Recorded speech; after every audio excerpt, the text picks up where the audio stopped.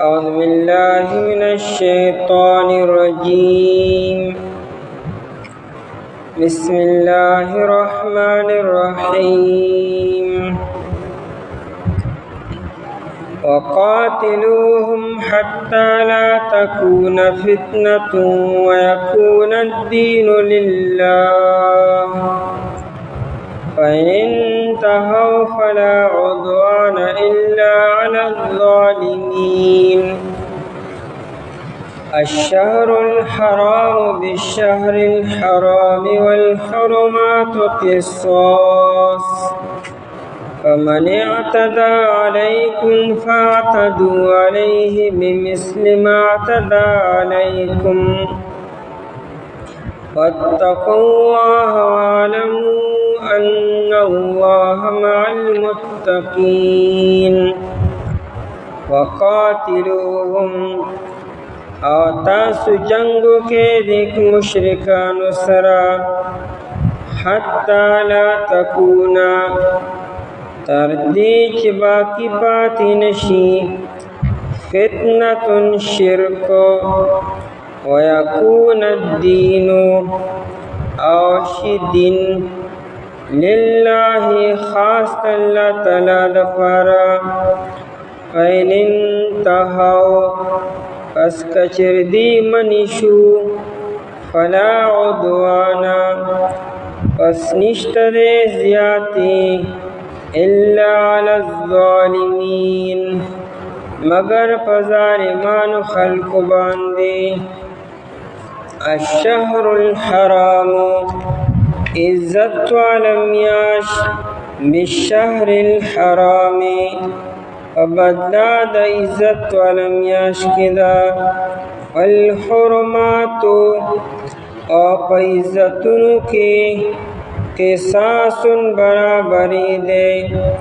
فمن اعتدى پس چاچ زیادتیوں کو علیکم پتا سبان دے فاعتدوا علیہ پس تاسو زیادتیوں کے پدبان دے بمثل ما پشان دہغی اعتدى علیکم چد زیادتی کڑے پتا سبان دے.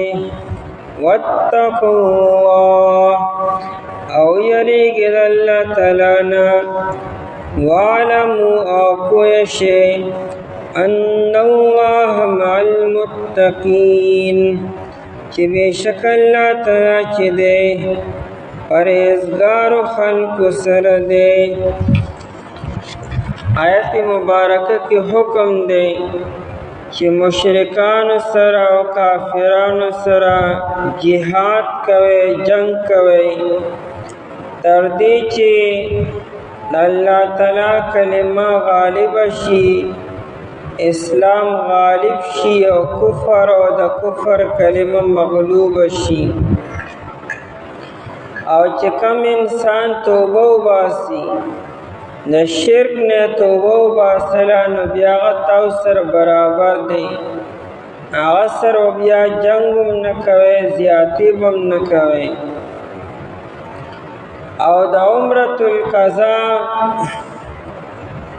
چی نبی علیہ السلام و صحابہ کرام رضی اللہ عنہم آئندہ کال دا عمری دا پارتلو صحابو سر دا فکر و چاسن کافران سر جنگ شروع کی ایوہ بحدود دا حرم بی دویم مو پہ حرام کیو اور درین دا چمیاش عزت مند دا پدے کے دادری والا خبری دادری والا کرنا من دی.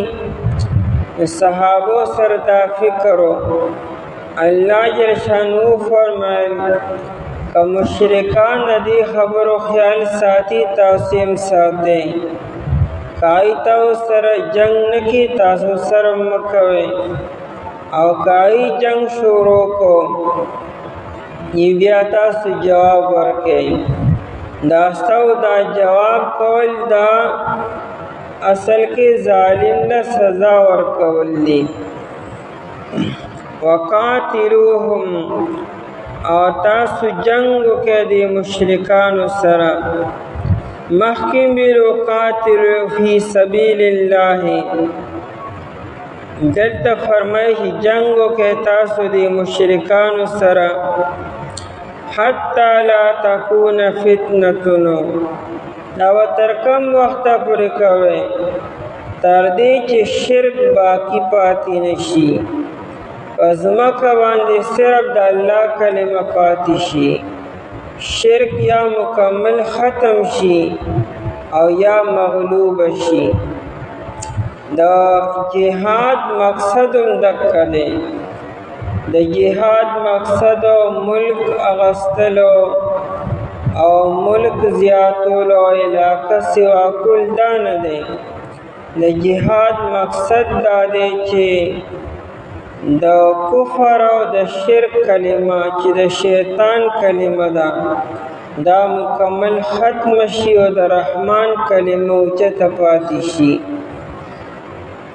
او یا چې څوک د شیطان پیروکار دي نو چې هغوی مکمل مغلوب شي او د مسلمانانو ماتحت اوسیږي. جهاد به تر وخته پورې جاری به وي. وقاتلوهم، تاسو جنگ وکړئ دوی سره حتی لا تکون فتنه، تر دې چې باقی پاتې نشي فتنتن. دلته کې د فتنې معنی هغه شرک ده چې شرک باقی پاتې نشي.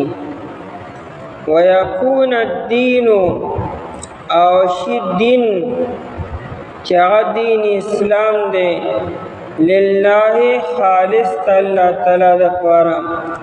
دین خاصم د الله تعالی دی، مطلب دا چې په ځمکه باندې د الله تعالی دین باقی پاتې شي، نظام د الله تعالی به وي، دین به د الله تعالی وي او نور ادیان یا ختم شي یا مغلوب شي. په آیت مبارکه باندې د نبی علیہ الصلوۃ والسلام په زمانه کې عمل شوی دی.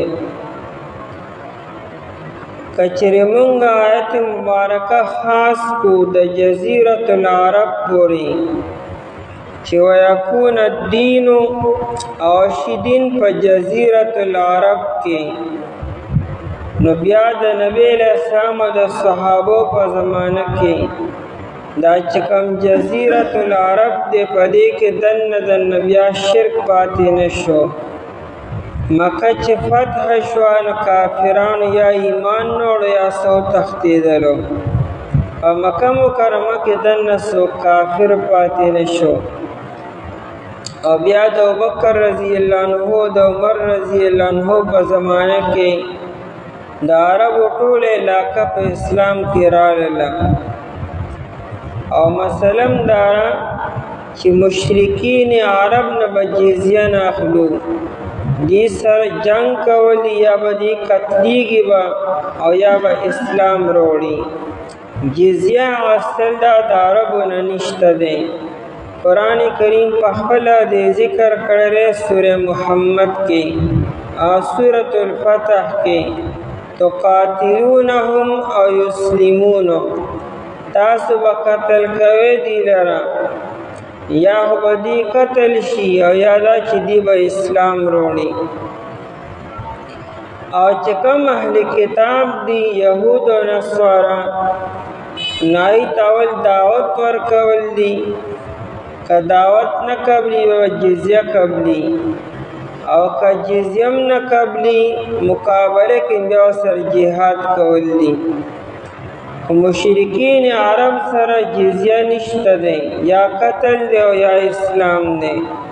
وجه دا ده چې کوم اهل کتاب دی سره خپل کتابونه شته، نشي ته ته لکه جزیه به مونږ له راکړې، نو د جزیې فایده به دا چې دوی به خپل کتابونه وګوري. دی په کتابونو کې د اسلام او د نبی علیہ السلام ذکر شته دی، نو موقع به ورته میلاو شي کیدای شي اسلام قبول کړي. لیکن مشرکین مکه سره آسماني کتاب نشته چې موقع ورکړي، ای ته دعوت ورکړه چې یا ایمان نوړه او کنه وروړې نو بیا تورې ته تیار شه. نو اهل کتابو نه جزیه اخیستل شته او د مشرکین عربو نه جزیه نشته دی. نبی علیہ السلام چې کله مکه فتح کړه همدغه اعلان وکړ چې څوک په مکه مکرمه کې دننه پاتې کېږي نو هغه لپاره مهلت دی. هغه ټایم ورته بیان کو 4 مهینې وغیرہ چې دې کې دننه سوچ وکړي او کچېرې 4 مهینې دا مدت تیر شي چا سره چې معاهده وه هغې نه بعد به هغه خلاف صرف توره به یا اسلام وروړی او یا مکه مکرمه بیا خالی کې د الله تعالی کور دی د الله تعالی هغه کور په دې کلي کې دی چې دلته شرک او کفر پاتې نشي.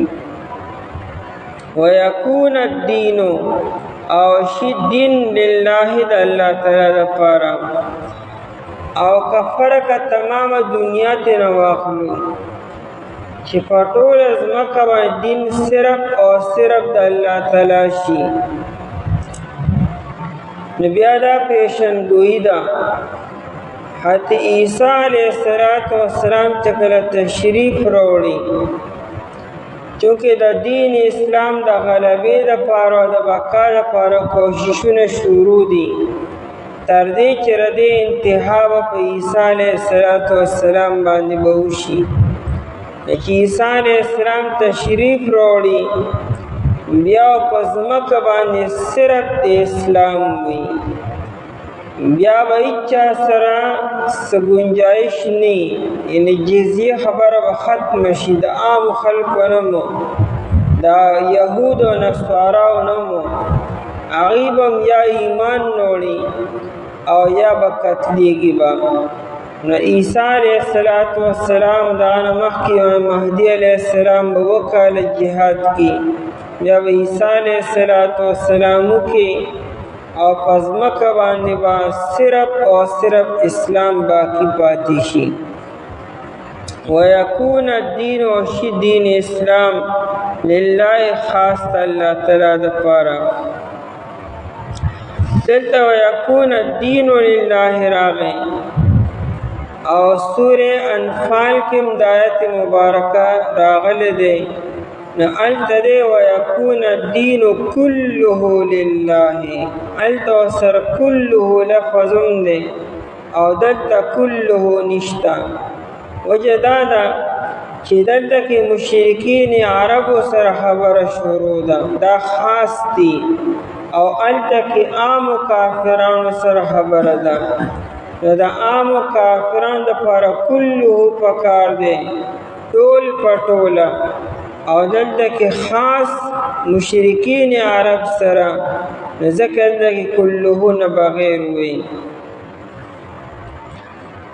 مقداد ابن الاسود رضی اللہ عنہ فرمائی چې نبی علیہ السلام نے ما دا خبر اوریدا لا يبقى على ظهر الارض د ځمکې په مخ باندې باقی پاتې نشي بیت مدر ولا وبر نه یو کچکور د خټو او نه یو خیمه او باقی پاتې شي. هغه زمانه کې یا خیمې به وي او یا به د خلکو کچه کورونه وو. نو نبی علیہ السلام وی چې د ځمکې په مخ باندې به هېڅوک هم باقي پاتې نشي هر کور ته به که کچه دی او که پوخ دی او که د خیمې دی الا ادخله الله کلمة الاسلام الله تعالی به دغه کور ته د خیمې ته د اسلام دا کلمه داخلي به دا به خامخا کېږي قیامت نه مخکې به هر کور ته هر در و دیوار ته او هر انسان ته به الله تعالی د اسلام دا کلمه رسی بعز عزیز او ذل ذلیل چاته الله تعالی عزت ورکی ان هغې به قبول کی هغوی به نه مقابلو کی نه به قتال ته تیار شي، هغوی به فوراً دا کلمه قبوله کړي، نه به الله تعالی عزت ورکړي. لکه مدینی والو بغیر د جنگ نه کلمه قبوله کړ، نبی علیہ السلام استقبال یې کړ دی، الله کم مقام ورکړی دی ورته. او ذل ذلیل نو یا به خلک مقابلې ته تیار شي، نای به یا قتل شي یا به جزیې ته تیار شي. بیا یعنې کلمه خو به خامخا ځي هر ځای ته، خو چاله به الله تعالی دې کلمې په ذریعې سره عزت ورکړي او څوک به الله تعالی ذلیله کړي. خو داسې یو کور به نه پاتېږي چې دا کلمه هغه نه رسي. دین به ټول په ټوله د الله تعالی وي. فإن انتهوا پس که چېرې دوی منې شو د شرک نه، که اوس هم دوی د شرک نه توبه وباسله، نو فلا عدوان پس نشته دی زیاتې الا علی الظالمین مگر په ظالمانو خلکو باندې. عدوان زیاتی ته ویل کېږي. مطلب دا دی چې انسان د شرک نه توبه وباسله، هغه سره بیا قتال هم مه کوئ، جهاد هم مه کوئ. هغه سره بیا قتال کول دا ظلم دی، او ظلم خو به صرف ظالم سره کوي، یعنې هغه له به سزا ورکوي. هغه اوس مؤمن دی، هغه سره زیاتې کم دی نه دی. فلا عدوان نشتر زیاتې، د عدوان نه مراد سزا ده، سزا ورکول. الا علی الظالمین مگر په ظالمانو خلکو باندې. مطلب دا دی مبالغه را په آیت مبارکه کې چې کله یو انسان د شرک نه منع شو، هغه اسلام قبول کو، ایمان یې راوړو، او د هغې نه بعد هم تاسو هغه سره زیاتې کوئ، تاسو په خپله ظالمان شئ، بلکې هغه سره به تاسو اوسو انصاف والا معامله کوئ. نو زیاتې چېرې یعنې سزا ورکول دا صرف او صرف ظالم سره دي، او چې کوم انسان ایمان رو دا ظالم د سره دی نه، او اوس هم هغه له سزا ورکول دا په خپله ظلم دی، او د الله تعالی مدد ظالم سر نه دی. فلا عدوان پس نشته زیاتې یعنې سختی او سزا د وجلو یا د وباسلو الا علی الظالمین پگر ظالمانو باندې. الشهر الحرام میاش عزت مندا، بالشهر الحرام په بدل میاش عزت مند کې دا. سن 6 هجری کې چې کله صحابه کرام رضی الله عنهم د عمرې په اراده لاړو، او د حدیبی په مقام باندې کافران د هغې لاره منې کړه او دوی یې پرې نه ښودله، او بیا معاهده وشوه، او معاهده کې دا خبره وه چې تاسو به اوس واپس ځئ، عمره به نه کوئ، او بیا به آینده کال په دې میاشت کې راځئ، عمره به کوئ، او صرف 3 ورځې به په مکه مکرمه کې تېروئ. نو دا د ذوالقعدې میاشت وه. بیا سن 7 هجری کې چې کله ذوالقعدې میاشت راغله، نبی علیہ السلام هم هغه صحابه کرام رضی الله تعالی عنهم سر روان شو. په صحابو سر دا یو خدشه وه چې یو مکه مکرمه موږ نه ډېره زیاته لرې ده، علاقه هم د هغې ده، او موږ سره به صحیح نه، نو هسې نه چې هغې موږ سره جنګ شروع کړي. یو خو به د اصلحیم کمی وي، بل دا چې مونږ احرام کیو او احرام کې جنگ او قتال منع دی، بل دا چې حدود د حرم دي، د حرم شریف تقدس چرته به توره نه اوچتې، او دریم دا چې میاشت عزتمند دي. د ابراهیم علیه السلام په ملت کې او د هغه زمانې نه دا خبر را روانه وه چې په دې 12 میاشتو کې 4 میاشتې عزتمندې دي. هغه یو ذوالقعده را، بله ذوالحجه، بیا محرم او یو رجب دی. په دې 4 میاشتو کې به جنگ بندي وه، خلکو به جنگ نه کو او نه قتل و قتال به کو په دې 4 میاشتو کې. او دام ذوالقعده میاشت وه، نو په ذوالقعده میاشت کې جنگ اسیم منع دی. بیا حرم شریف ته بیا مونږ په احرام کیو، نو که کافران اقدام وکړي مونږ به څه کو بیا؟ نو الله تعالی آیت مبارکه نازل کو چې تاسو به د دې خبرو خیال ساتئ، خو چې کافران هم خیال ساتي، او چې کافران خیال نه ساتي نو تاسو بیا یې سزا ورکئ. تاسو خو بې ادبي نه کوئ دې خبرو، خو چې کله هغوی ظالمان شو د دې خبرو خیال یې ونه ساتو نو تاسو بیا هغوی له سزا ورکوئ.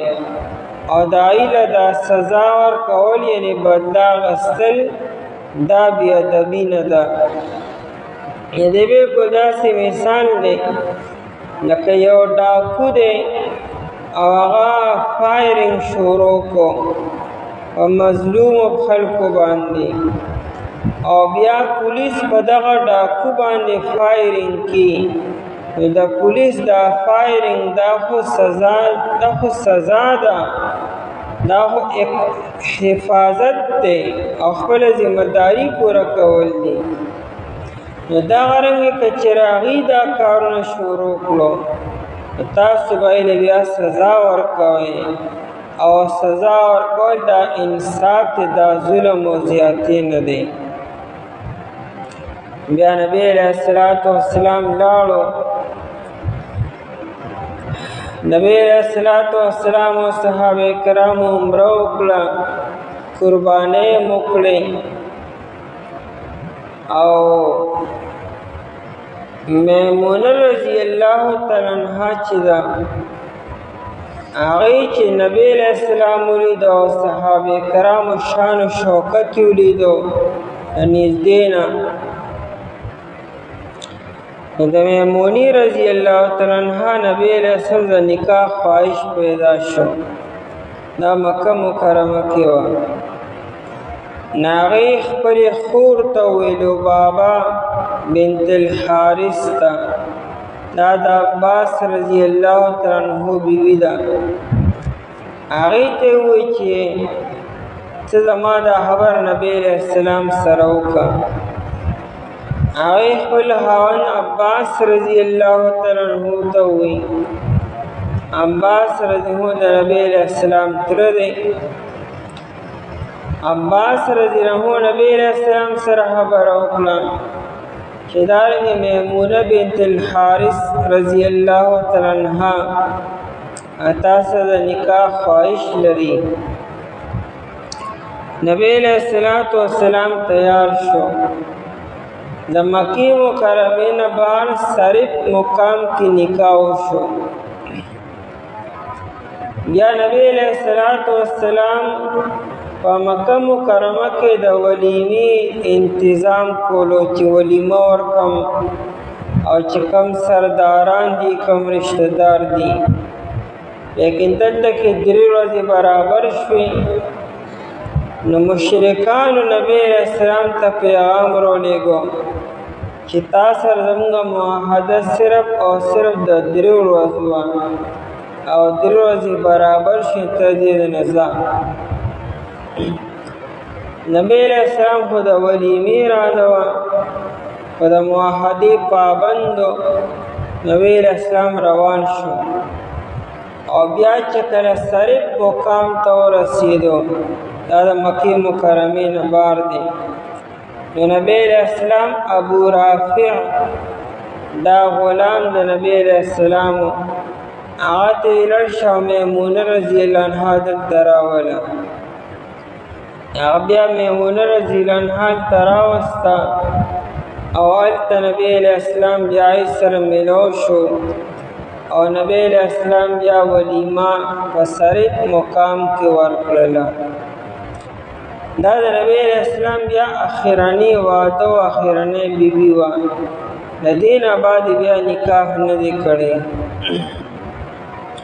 او د الله تعالی شان دی همدا میمونه رضی الله تعالی عنها ده چې کوم ځای کې نکاح شوی دی او کوم ځای کې رخصتي شوې ده او کوم ځای کې ولیمه شوې ده. بیا دا آخره زمانه کې بیا حج ته راغلې وه او همدغه په صرف مقام کې بیا وفات شوه او هماکه د صرف مقام کې ردی اوس مزار دی. دا کم چې زوړ روډو هجرت روډو چې کم زوړ اوسنی نه په دغه روډ باندې بیا صرف مقام اوس هلته شته، د میمونې رضی الله تعالی عنها قبر اوس همغه ځای کې دی. نو الشهر الحرام ادب والا میاشتو، عزتمند میاشتو، بالشهر الحرام په بدله د عزتمند میاشتې کې شوه. تفسیر بغوی او علامه ثعلبی په خپل تفسیر کې دواړو لیکلي دي، وی الشهر الحرام د ذیقعدې دا میاشو یعنی د سن 7 هجری ده، بالشهر الحرام په بدله د ذیقعدې میاشت د تیر کال کې. تیر کال تاسو راغلي وی عمرې په اراده باندې، هغه د ذیقعدې میاشت وه او کافرانو حدیبیې نه واپس کړی، خدای په بدله کې الله تعالی تاسو له بیا ذیقعدې میاشت درکړه او په یې کې د عمره هم درکړه. نو دا اوس څه کال د ذیقعدې دا میاشت دا د تیر کال د ذیقعدې د میاشت په بدله کې شوه. او نور مفسرین حضراتو خبر عام ساتلې ده، یعنی عزتمند میاشت په بدله د عزتمند میاشت کې ده. څه مطلب تاسو به د دې میاشتې خیال ساتئ، تقدس او احترام به ساتئ او علی چې کافران هم ساتي، چې هغې نه ساتي او زیاتېږي تاسو سره، تاسو به لاس په لاس باندې ښودیسو، تاسو هم بیا جواب کوئ. لکه په اسلام کې اقدامي جهاد او دفاعي جهاد دواړه دي، چې کله هغې تاسو باندې حمله کې تاسو بیا دفاع کوئ او بیا به لاس په لاس باندې نه اوسېږئ.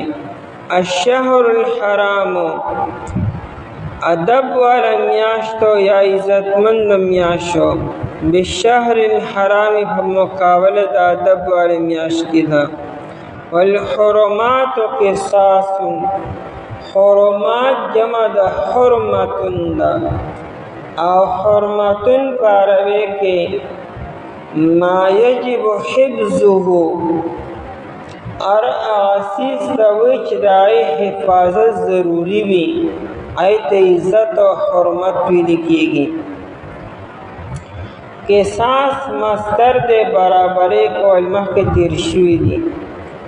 حرمات جمع راوړه، وجه دا ده چې عزتونه ډېرو، یو د حرم شریف خپل عزت دی، دویم دا چې احرام د احرام خپل عزت دی، او دریم دا چې میاشت عزتمنده ذیقعده ده. نو دا درې عزتونه حرمتونه یو ځای شوي دي. نو دا الحرماتو دا ټول عزتونه دي، خو قصاص هم دې کې برابرې دی. نو برابري مطلب دا دی چې څوک د دې خبرو خیال ساتي، تاسو به هم خیال ساتئ.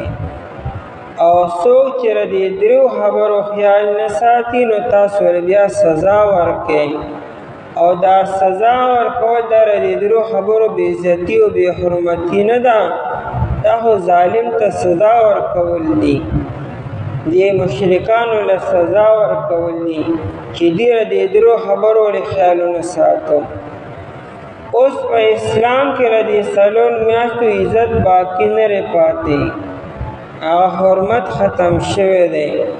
د ابراهیم علیه السلام په ملت کې و او د کال 12 میاشتې یو برابر دي. هر میاشت کې ظلم او زیاتی منع دی او هر میاشت کې انصاف صحیح دی. البته د حرام او د حرم شریف حرمتونه باقی پاتې دي. والحرمات و عزتنا یا ادب والحرمات او په عزتونو کې یا په ادب او احترام کې قصاص برابرې دي، یعنی دغه برابرې تاسو کوئ. فمانیت دا څوک چې زیاتی وکړي علیکم پتاسو باندې کچا په دې میاشتو کې پتاسو باندې زیاتی وکړو جنگ شروع کو نو بیا تاسو فاعتدوا زیاتی وکړئ علیه په باندې بمثل ما اعتدى پشان د هغه چې زیاتی د کړه د علیکم پتاسو باندې نبی عالم هغه سزا ورکړي چې څومره د جرم کړی دی او تاسو سره ظلم کړی دی، بیا هم د حد نه تجاوز نه کوئ. دا نه چې تاسو دنیا خدای محاورہ ده کنه کہ ہم ان کا جواب پتھر سے دیتے ہیں، دا غلط محاورہ ده. اسلام کې ردی خبرونه د این جواب این دی او د پتھر جواب پتھر دی. دا خو زیاتی شو بیا نو که هغې څو نه کړي هغه عمره به سزا ورکوي وله او دا زیاتی نه دی. هغې چې زیاتی وکړو تاسو له سزا ورکوئ نو دا سزا ورکول زیاتی نه شو. قرآن چې فاعتدوا علیه دا مشاکلتن دی، یعنی خبره چې خبرې سره جوړه شي برابر شي دې لپاره فاعتدوا، ورنه ظالم ته سزا ورکول دا خو انصاف ته ظلم ختمول دي. خدا دې ته مشاکلتن وی عربی کې یعنی جوړه برابرولو. فاعتدوا علیه پس تاسو زیاتیو کې په ده باندې بمثل ما اعتدى علیکم پشان د هغې چې د زیاتی کړې په تاسو باندې. امام شافعی رحمت الله علیه د دې آیت نه دا استدلال کړی دی چې قاتل سره هم هغه معامله کو چې هغه مقتول سره سکړي، یعنی قاتل چې مقتول په کوم کیفیت سره قتل کړی دی نو قاتل هم په هغه کیفیت سره قتلو. که قاتل مقتول حلال کړی دی نو قاتل هم حلال کې، که قاتل مقتول له مرې خفي کړی نو قاتل هم مرې خفي کې. هغه وی یا غرق کړی دی نو تاسو هم غرق کې. بیا امام شافعی رحمت الله علیه دون خبره کی حتی لو القاه فی ماء عذب لم یلق فی ماء ملح، کچره قاتل دا مقتول په خوږو اوبو کې غورځولی او ډوب کړی او مړ کړی دی تاسو هم قاتل په دغه خوږو اوبو کې به ډوبوئ، په ترخو اوبو کې به نه ډوبوئ. دونه برابرې به کوئ. لم یلق فی ماء ملح مالګینکو اوبو کې به نه غورځوئ، په خوږو اوبو کې غورځوئ. هغه دې خبرې استدلال کی. او مونږ امام ابو حنیفه رحمت الله علیه چې نه لا قود الا بالسیف، د قاتل نه به قصاص په توره باندې اخلو.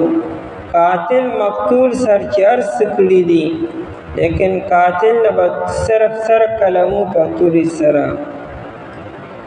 واتقوا الله او یریږئ د الله تعالی نه دا هو قرآن دے بار بار اللہ نو یریږي ظالم نے چې سزا ورکې تب ظالم نه جوړېږي ظالم له دغه د ظلم مطابق سزا ورکه سوا مو ورکوه د جذباتو اظهار په اسلام کې نشته چړمې له یخ شړمې نه صبرېږي نه ته به هر خبره کې شریعت ته ګورې په سزا ورکولو کې هم شریعت ته په جهاد کې هم شریعت ته په قتال کې مو ته به دومره جذباتو کې چې بس پوه نه شوم نه اسلام ته به ګورې واتقوا الله یریږئ د الله تعالی نه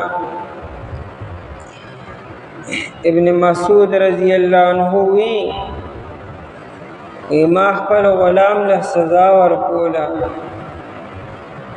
وی د شاته نه چا راته ووایي چې ابن مسعود خیال کوه ستا دا سزا او د را جرم به دواړه سبا قیامت کې تللی کېږي به د دې موازنه به کېږي که ستا سزا ډېره وه او د جرم کم و نو تاله به سزا درکولی کېږي او که ستا سزا کمه وه د جرم ډېر نو په تا باندې څه نشته وی چې شاته مې وکتو نبي علیه الصلاة والسلام وی ما وی چې ښه خپل غلام دی زما او زه خپل غلام له سزا ورکوم په دې هم د جهنم ته ځم مال به سزا راکولیږي او دا هم د الله تعالی مخلوق دی که د ده جرم او ستا سزا برابر خو ټیک ته نه په تا څه شته نه په ده باندې څه شته او که د جرم کم دی او ستا سزا سیوا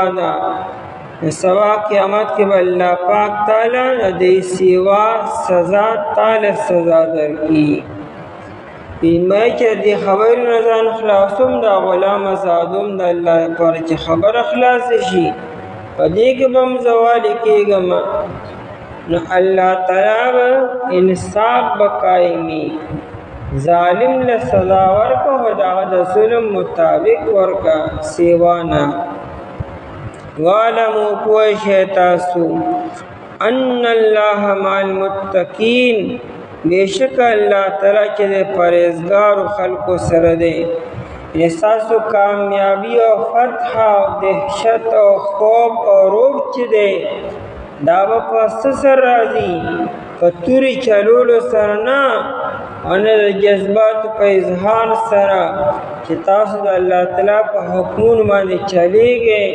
پرهیزګارئ الله تعالی به ستاسو خوف او دهشت او روب دا په کافرانو باندې اچي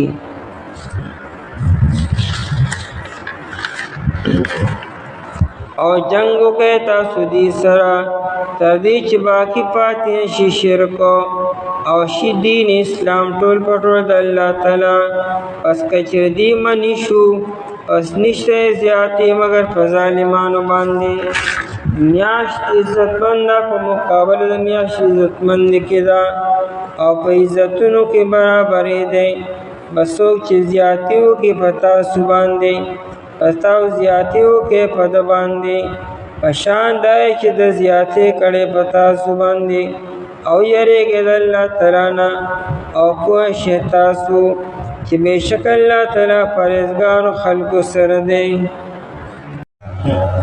اعوذ بالله من الشیطان الرجیم بسم الله الرحمن الرحیم وأنفقوا في سبيل الله ولا تلقوا بأيديكم إلى التهلكة وأحسنوا إن الله يحب المحسنين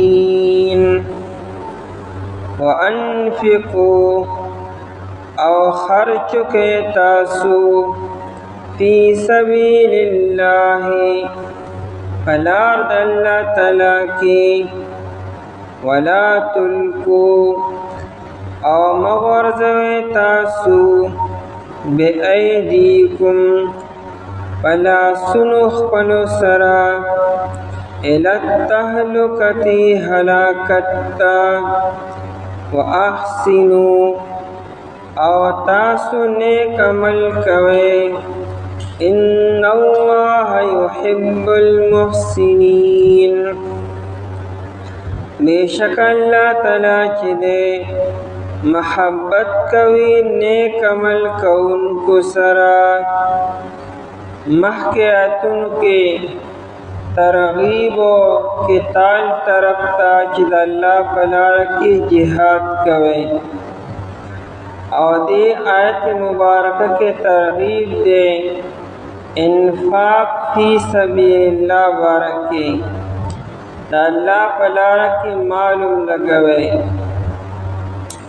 جهاد د پر دو خبرې ضروری دي یو خپل جان لګولو خپل تللو مهنت کولو او دې مال لګولو نو مال او جان دواړه د الله په لاره کې لګول دا د کامیابی ذریعہ ده او که تاسو جهاد پرېښودو او یا مال لګولو پرېښودو نو خپل ځان به په خپله هلاکت او نقصان کې ورځوئ او الله تعالی ستاسو نقصان غواړي نه نو جهاد هم جاری ساتئ او د الله په لاره کې مال هم لګوئ ابتدا اسلام کې نه فوج او نه بیت المال یعنی نه خزانه و مسلمانانو سره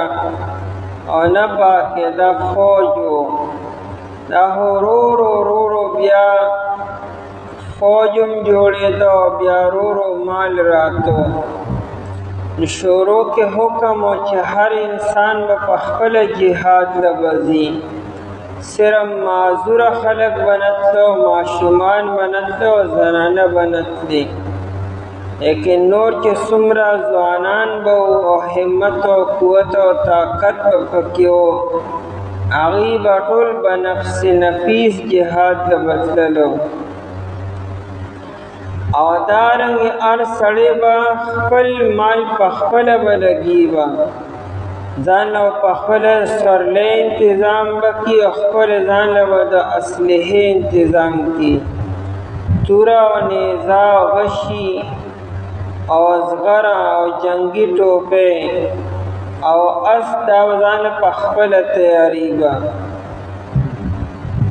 او چې چا سره به نور بیا به نبی علیه السلام ترغیب ورکو چې یاره چا سره سورلی انتظام نشته هغه له سورلی انتظام وکړي یعنې هغه له اس ورکړي چې هغه ستا اس بوځي ستا اوښه بوځي او هغه له د اسلحې انتظام وکړي نبی علیہ السلام بیا باقاعده چنده کوله د تبوک دا مهم چې راغی دا جنگ اهم رومیانو سره او لرې مو او سفر هم ډېر زیات اوږد او موسم د ګرمۍ مو نبی علیہ السلام باقاعده په جومات کې د چندې لپاره اعلان وکړو چې خلکو د خپل وس مطابق چنده وکړي عبدالرحمن ابن عوف رضی اللہ عنہ عثمان رضی اللہ تعالی عنہ ډیر په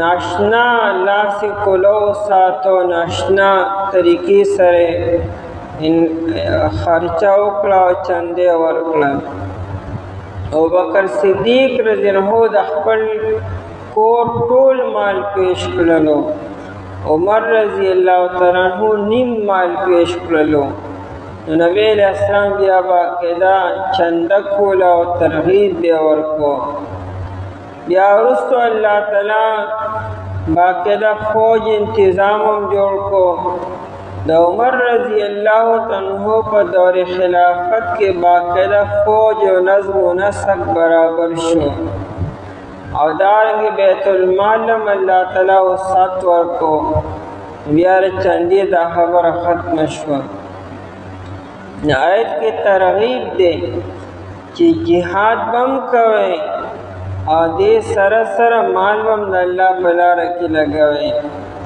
چې کله دې عمرة القضاء اتللو په اوم کال باندې دغه 1450 صحابه روانو او ډیرو خلکو سره انتظام د خرچینو. الله تعالی آیت مبارک نازل کو څنګه چې عمرې لځې نو دارنګې مال بم خپل ځان سره وړی به او لګوی به، یعنې دواړه کار او په خپله کوئ، او که دا نه کوئ نو ځان په خپله هلاکت ته غورځوئ. وانفقوا تاسو خرچ وکئ فی سبیل الله په لار د الله تعالی کې، د الله په لاره کې مال ولګوئ. مطلب مال لګول خو صرف د الله لاره ده، او د الله تعالی د لارې نه علاوه په خپل ځان به قدر ضرورت دی، په ځان باندې مال لګوئ. دام صدقه ده. یو انسان چې په خپل ځان باندې مال لګي دام صدقه ده، په خپلو بچو باندې لګي دام صدقه. مال ضایع کول نه دي او نه دا په ځان باندې بوج ګڼل دي. دا نن سبا چې څونه بې برکتي راغلې ده، د بې برکتۍ وجه دام ده چې کوم د کور سرپرست مشر دی هغه د خپلو بیبي او د خپلو بچو نفقه په باندې بوج ګڼي، خپل بیبي له خپلو بچو له مال راوړي او خرچه راوړي او هغه په ځان باندې بوج ګڼي. د هغې یو بې برکتۍ وجه ده.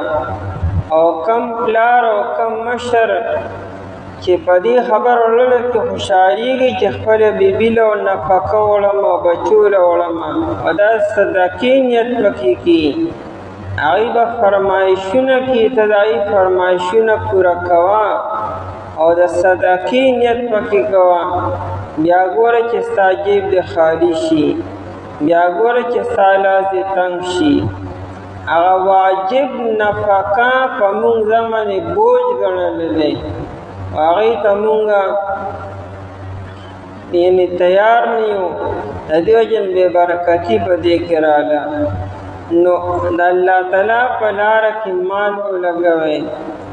ولا تلقوا او تاسو مه غورځوئ بأیدیکم په لاسونو خپلو سره. القا بیده عربی کې هغه ټیم کې ویل کېږي چې انسان خپل ځان نقصان ته او شر ته ورځي. القا بیدیه او القا بیده دا د شر دپاره استعمالیږي، د خیر دپاره نه. او دا زموږ پښتو کې محاوره ده. خلک د خپل لاس مې داسې وکړو، په خپلو لاسونو مې ځان تباه کړو. نو په خپل لاس باندې یعنې په خپله ځان هلاکت ته او نقصان ته غورځول دا القا بیده. قرآن هم وایي خپل ځان په خپله په لاسونو یعنې په خپلو لاسونو خپل ځان هلاکت ته مه غورځوئ. عام طور مفسرین حضرات وی چې آیت د ترک قتال باره کې دی، یعنې که تاسو جنگ پرېښود او جهاد هم پرېښودو نو دا جهاد پرېښودل خپل ځان په خپله هلاکت او تاوان ته غورځول دي. ابو عمران وی مونږه په ملک شام باندې حمله کوله، نو رومیان راغلو ډېر په کثرت سره، او هغې د خپل علاقې چې کوم مضبوط دیوالونه وو نو هغه دیوالونو ته یې شاګانې کړې وې او مونږ ته یې مخ کړی وو.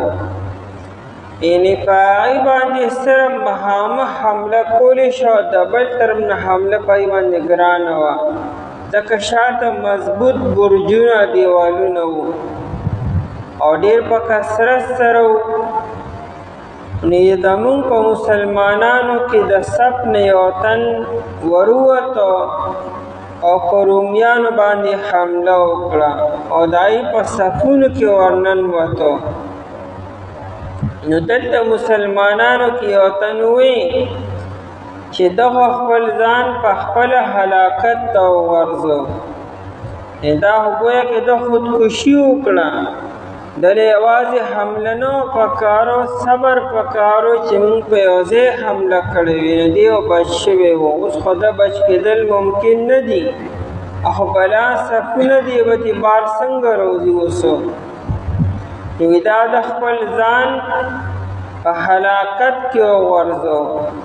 او قرآن وایي چې ولا تلقوا بأیدیکم الی التهلکة، خپل ځان هلاکت ته مه غورځوئ. نو ابو ایوب انصاری رضی الله تعالی عنہ را مخکې شو، هغه ووایي چې تاسو د آیت دا تاویل کوئ، دا معنی اخلئ، یعنی آیت په دې موقع پیش کوئ چې ځان مه غورځوه هلاکت ته. ابو ایوب انصاری رضی الله عنہ وی دا آیت اصل کې زمون باره کې نازل شوی دی، د انصارو باره کې. او بیا په خپلو فرمایل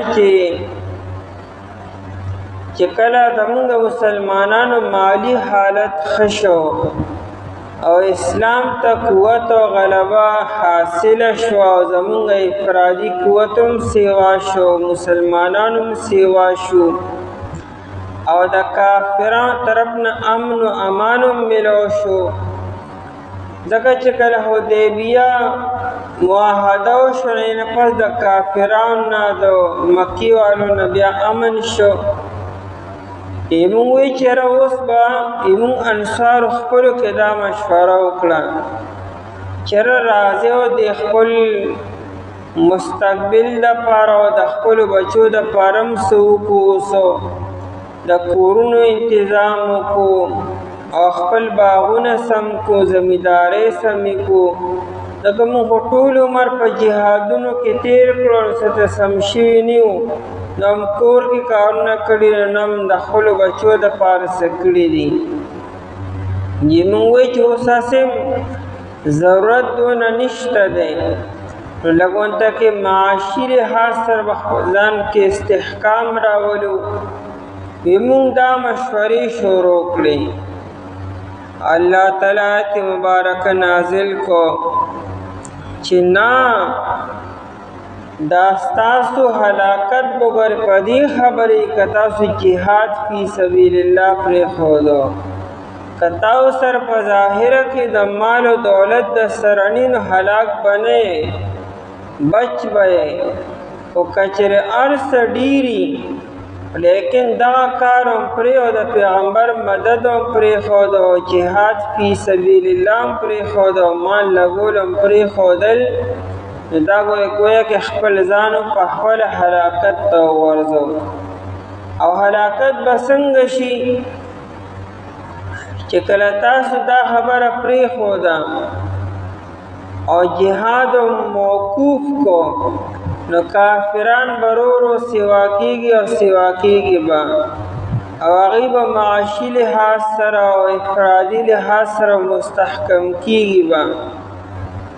او چې کله هغوی مضبوط شي او تاسو کمزوري شئ، نو هغوی بیا په تاسو باندې حملې کوي او تاسو به مقابله نه شئ کولی، نو تاسو به هلاکت ته ځان غورځئ، هلاکېږئ به نو. او چې کله دا کوشش شروع وي د اسلام د بقا او د اسلام د سربلندۍ کوششونه شروع وي، په میدان ګرم وي، نو چرې به اسلام کمزوري کېږي نه، اسلام به تازه او اسلام به زنده او تابنده وي. او دام که پرېښود نو ځان به هلاکت ته وغورځوئ. ابو ایوب انصاری رضی الله عنه وایي چې آیت د دې باره کې راغلی دی چې موږ وایو چې لږ ونته کې دمه به وکړو، نو الله تعالی وایي دا خپل ځان هلاکت ته غورځوئ. د دې وجې نه ابو عمران وی فما زال ابو ایوب یجاهد فی سبیل الله. ابو ایوب انصاری رضی الله عنه د پنځم سل کال عمر او 95 سال عمر کې هغه د الله په لاره کې لګیا او جهاد یې کو. او دا ترکی نن سبا چې کومه ترکی ده د دې زوړ نوم قسطنطنیه دی. نو هلته کې دا مهم و د مسلمانانو د امیر معاویه رضی الله تعالی عنہ په دور خلافت کې ابو ایوب انصاری رضی الله عنہ نوسی دی نوسو ورته وی زامن ورته مونږ به وکړو جهاد او تا خو ټول عمر نبی علیہ السلام سره په جهاد کې تیر کړی دی. اوس به مونږ ستا په ځای خیر زړ شو ته کور کې کښېنه. هغوی د آیت مې نه پرېږدي انفروا خفافا وثقالا وجاهدوا فی سبیل الله د سورې توبې د آیت کې وایي وی الله تعالی وی چې زما په لاره کې وځئ که تاسو سپک یې او که درانه یې، یعنې که تاسو سرسشتی او که نشته، یا که تاسو ځوانان یې او که بوډاګان یې، خو د الله په لاره کې وځئ. وی د آیت مې کور په کلار نه پرېږدي چې ما ته هم وي چې ته هم وځه ځکه ته هم څه نه څه خو همت در کې شته دی. د دې وجې نه ابو عمران وی ابو ایوب انصاری رضی الله عنہ هغه د مدینې منورې نه کم ځای ته ایشیای کوچ کو دا قسطنطنیه چې موجوده استنبول او دا ترکی دی هلته کې و او تر دې چې هلته کې بیا شهید شو، هلته کې بیا وفات شو. او په قسطنطنیه کې د هغه مزار دی حتی دفنا بالقسطنطنیه، هلته کې بیا وفات شو، هلته کې دفن شو. نو آیتو د دې باره کې چې تاسو د اسلام کوششونه به نه پرېږدئ، کوشش به کوئ برقرار به ساتئ تر مرګه پورې دا کار کول دي. او دې کې وقفه او چوټي او دا شان څه فاصله پکې نشته دی. ولا تلقوا او تاسو مه غورځوئ بایدیکم په لاسونو خپلو سره، یا حیات داسې ده ولا تلقوا انفسکم بایدیکم، تاسو مه غورځوئ خپل ځانونه په لاسونو خپلو سره الی التهلکة هلاکت ته. او یادا چې با زایده ده ولا تلقوا بایدیکم، ایدی جمع د ید ده او ید لاس ته ویل کېږي. او دا لاس د انسان د بدن یو جز او یو اندام دی، لیکن په دې دا ټول بدن سره تعبیر کېږي. موږ پښتو کې لاس او د ټول بدن نه تعبیر کو. خلک وی لاسونه مې خالی دي، لاسونه مې کمزوري دي. نو مراد څه زه کمزوري ما، لاسونه مې تش دي نو ما سره څه نشته. نو لاس مونږ ذکر کو مراد ټول بدن او ټول جسم وي. عربی کې داسې کېږي دې ته ذکر د جز او مراد ته نقول ویل کېږي. نو ولا تلقوا بایدیکم او تاسو مه غورځئ خپل ځانونه الی التهلکة هلاکت ته. تهلکه مصدر دی په معنا د هلاک سره، خپل ځان هلاکت ته په خپل مه غورځوئ. او یادا چې د آیت دویم تفسیر داره چې تاسو بخل مه کوئ. دا بخل کولو دا خپل ځان هلاکت ته غورځول دي. انفاق فی سبیل الله کوئ او بخل شومتیا مه کوئ. د خپل مال نه څه نیسئ حصه د الله په لاره کې لګوئ، که په خپل ځان وي که په خپلو بچو باندې وي او دارنګې اقاربو په نورو باندې. او د آیت دریم تفسیر داره چې دینه مراد اسراف دی. اسراف مه کوئ، فضول خرچي مه کوئ. دا فضول خرچی کول دا سری گویا که خپل ځانو په خپل هلاکت ته ورځو. قرآن کریم دو سیزونه داسې ذکر کړي دي چې دا په دې کې د انسان بقا ده او د انسان زندگی به سمه وي. دوه خبرې داسې دي، یو بیت الله شریف دی. بیت الله شریف چې په ځمکه باندې موجود دی او د عزت او احترام شته، دنیا قائمه ده او خلق به برقرار وي. جعل الله الکعبة البیت الحرام قیاما للناس، دا د خلقو د پاره قیام دی، د خلقو بقا د بیت الله شریف د وجه نه ده. دا بیت الله شریف موجود دی نو خلق شته دی، او دا نشته نو بس خلقم بیا نشته، قیامت برازي. نو ګوره یو قرآن کریم خانه کعبه ته قیام ویلی دی، او دویم مال چې دی مالو، نو دا مالم د خلقو قیام او بقا په مال سره ده.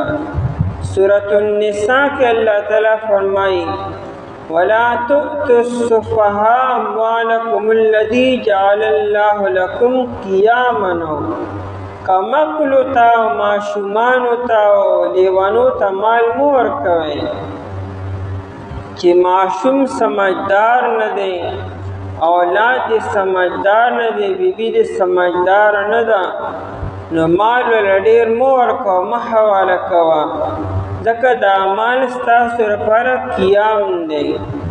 تاسو باید هغې زندګي سمه تېرولی شئ او په ښه حال به چې مال د سرسنه څه موجود وي.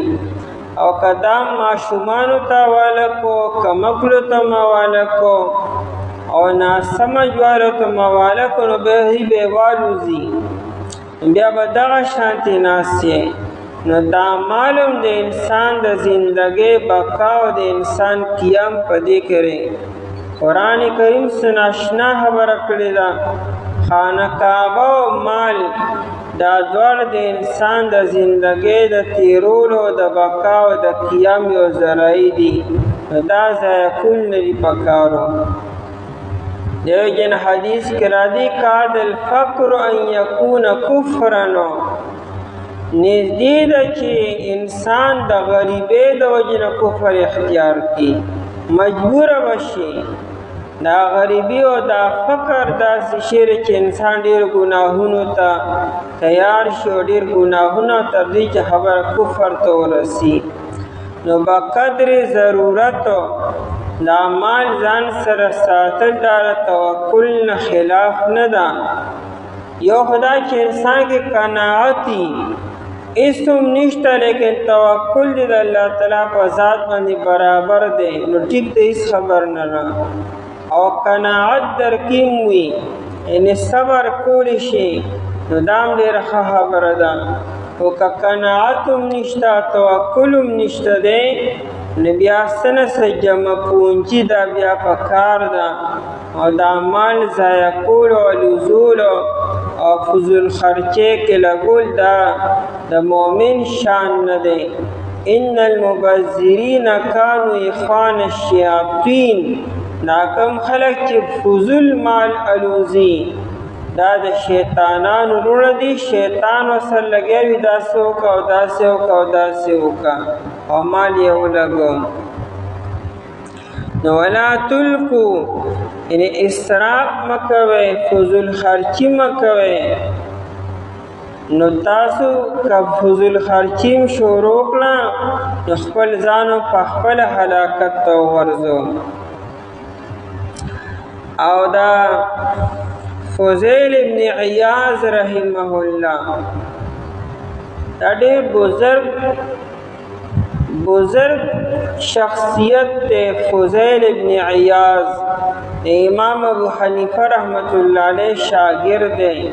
د عابد الحرمین وایي د شپږ میاشتې په حرم شریف کې اعتکاف کو، شپږ میاشتې په مسجد نبوي کې به اعتکاف کو. لوی بزرگ شخصیت عابد الحرمین. دنیا کې دو کسان عابد الحرمین تیر شوي دي، یو دی دی او دیم امام زین العابدین رحمه الله دی. نو دی وی ولا تلقوا بأیدیکم الی التهلکة نه مراد د الله تعالی بارکه بدګمانی ده. الله تعالی بارکه ګمان سم ساته او ښه ګمان ساته، بدګمانی مکوئ د الله تعالی بارکه. او د الله بارکه بدګمانی کول دا د خپل ځان په خپل هلاکت ته ورځول دي. ځکه قرآن وی چې واحسنوا، یعنی الله بارکه نیک او ښه ځوان او ښه ګمان ساته.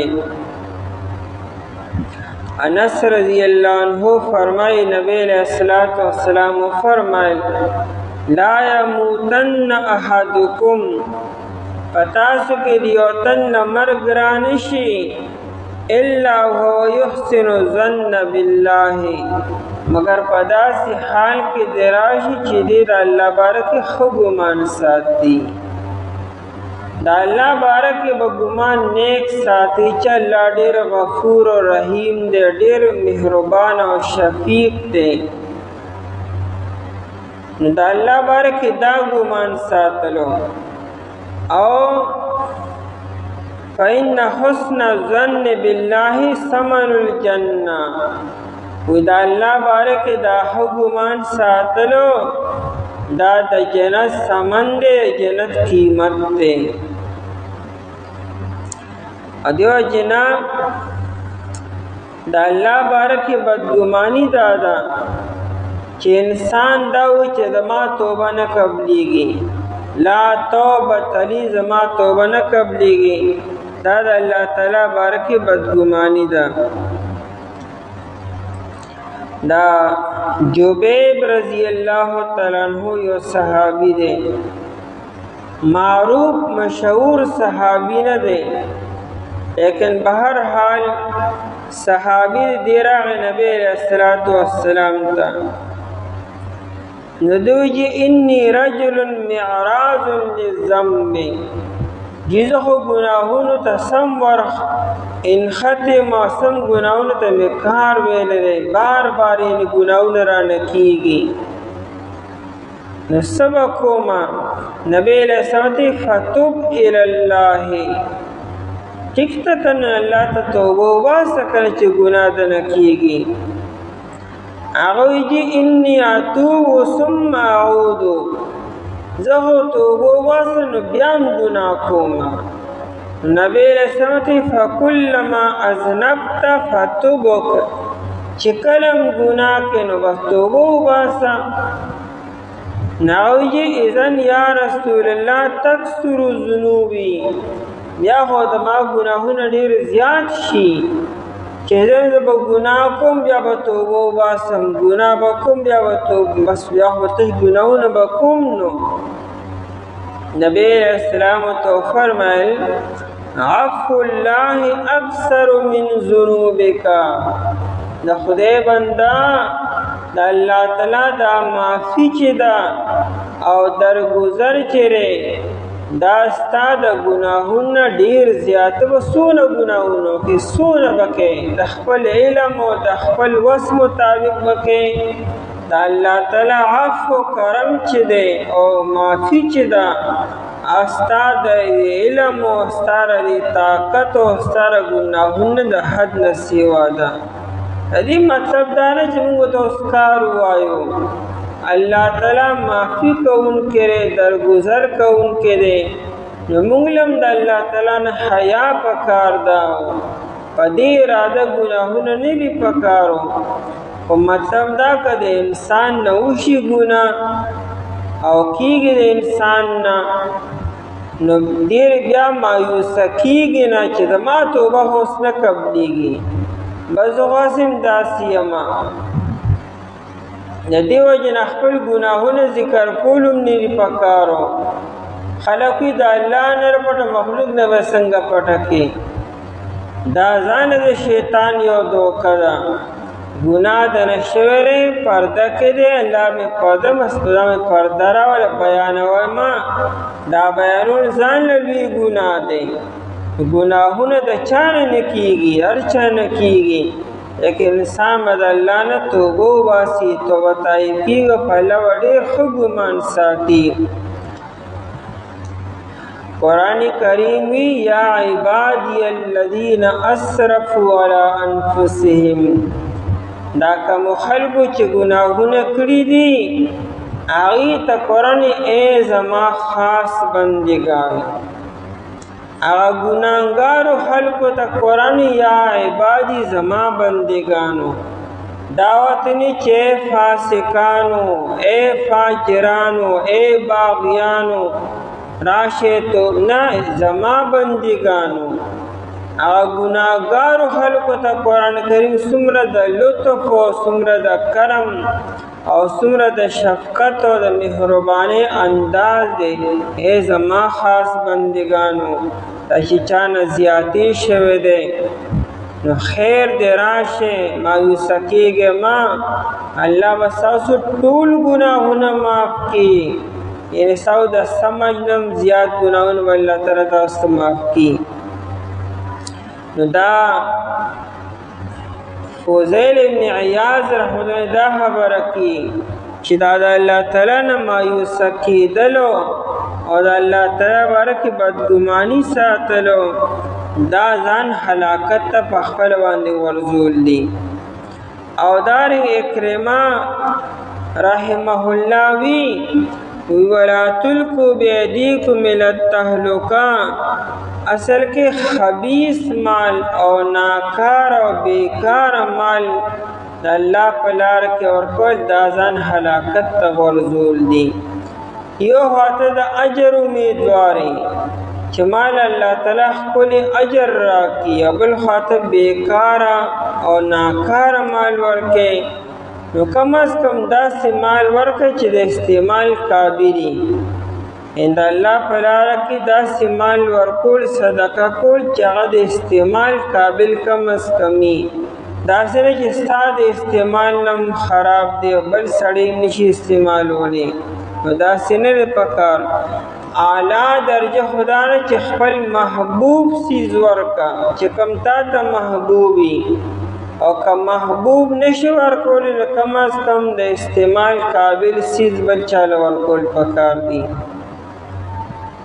نو دا اغوی لا تیمم الخبیث منه تنفقون ولا تلقوا بأيديكم او تاسو مغرزئ خپل ځانونه په خپلو لاسونو سره الی التهلکة هلاکت طرف ته واحسنوا او نیک عمل کوئ احسان عمل کولو تنوی نیک او عمده عمل کولو داسې عمل چې دای کوالټي ښیي کوانټیټي نه کوالټي که پکار ده عمل عمده پکار دی بهترین پکار دی چې سر پوره کول نی او ځان ته خلاصول نی عمل په ښه انداز کې کولو قرآن کریم چرته انداز چې ډیر ډیر اعمال وکړي قرآني ښه عمل وکړي ښکلي عمل وکړي ته چې په بازار کې یو څیز هلي نو ته څه ګورې راغونډی او که نه ښه پکې ګورې تو که د 500 روپو ټماټر ګورې هغې ښکلي ښکلي ګورې هر شي ښکلي ګورې نو بیا د الله تعالی دپاره چې کوم عمل کوي هغه هم ښکلي پکار دی واحسنو او ښایسته وکړئ ښایسته عمل وکړئ یعنې واحسنو اعمالکم وافعالکم خپل عملونه او خپل کارونه ښایسته کوئ ان الله يحب المحسنين بیشک الله تعالی محبت کوي نیکی کونکو سره او نیک عمل کونکو سره ښایسته عمل کونکو سره الله تعالی نو خپل ځان قربانول پکار دي لکه خپل ځان نه قربانو کم عمل کومږه تاسو عمل خو دې کم از کم ښکلي وکړو نن سبا چې دا خلکو باندې یو آفت راغلی دی، بې برکتي ده او معاشي تنګي ده او ټول کارونه خرابېږي ورځ تر ورځه. د هغې یو بنیادي وجه دا هم ده چې مونږ ټولو ته د لمونځ دا خیرې لګېدلې دي. دا مونږ چې لمونځ کوو ځان ته نه خلاصو، دا یې قیام او رکوع او قرات او ارکان سم نه ادا کوو. او دا حدیث تاسو اورېدلی دی چې کله انسان لمونځ وکړي او سم یې ونه کړي، دا لمونځ هغه ته څه وایي؟ نو خدای رم دکه شانتې خراب کړه چې څنګه دې خراب کړم. نو دا د لمونځ آخري دی چې مونږ ته ولګېدی، د مونږ هر یو کار خراب دی، یو کار سمیږي نه. وجه دا دی چې مونږ لمونځ خراب کړو، د هغې خیرې مونږ ته ولګېدی، لمونځ خیرې به څنګه نه قبلېږي. نو دارنګې لمونځ دی هغه د ښکلې ښایسته عمل وي، هر نیک عمل ښکلې انداز کې کول پکار دي چې د هغې برکات او ثمرات مونږ ته میلو شي. او خرچ وکئ تاسو په لار د الله تعالی کې، او مه غورځوئ تاسو ځانونه خپل په لاسونو خپلو سره هلاکت ته، او نیک عمل کوئ تاسو. بېشکه الله تعالی چې دی محبت کوي نیک عمل کوونکو سره. بسم الله الرحمن الرحیم. فمن كان منكم مريضا أو به أذى من رأسه ففدية من صيام أو صدقة أو نسك، فإذا أمنتم فمن تمتع بالعمرة إلى الحج فما استيسر من الهدي، فمن لم يجد فصيام 3 أيام في الحج و7 إذا رجعتم، تلك 10 كاملة، ذلك لمن لم يكن أهله حاضر المسجد الحرام. واتقوا الله واعلموا أن الله شديد العقاب.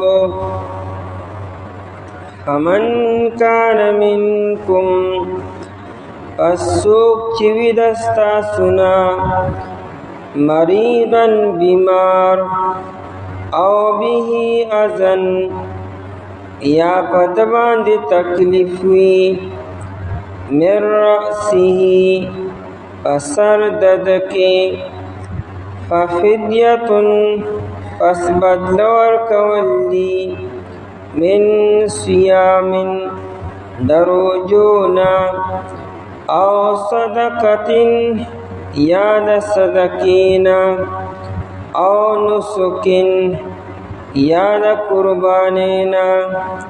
فَإِذَا أَمِنْتُمْ پس کلا چی تاسو پا امن کشے، فمن تمتع پس چاچی فیدو چتکللا بالعمرتی پا عمری سرا الى الحج سرد حج، فمستی سرا پس آچی آسانوی من الحج دا قربانینا. فمن لم یجد پس سوک چنمومی قربانی فصیام 3 ایام پس روجی نسل دی 3 روزی فی الحج دا حج پر روزو کی و7 او وروجی اذا رجعتم کلا چی تاسو واپس شے، تلک 10 کاملہ دا 10 روجی کاملۃ مکمل دی.